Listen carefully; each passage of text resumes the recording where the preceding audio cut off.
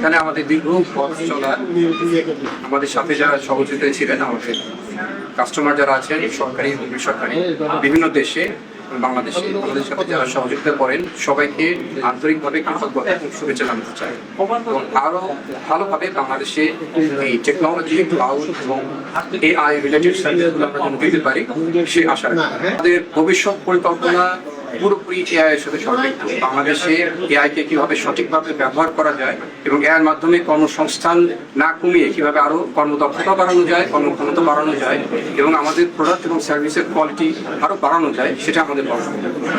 আমরা বিভিন্নভাবে সরকারের সাথে এআই সম্পৃক্ত কাজগুলো করার জন্য চেষ্টা করে যাচ্ছি এবং আমাদের যে অভিজ্ঞতা, আমাদের যে দক্ষতা, আমাদের যে এক্সপার্টিস আমরা বলবো, সেটাকে কিভাবে সরকারি এবং জনস্বার্থে কাজে লাগানো যায় সেটার জন্য সর্বাত্মক চেষ্টা করে যাচ্ছি।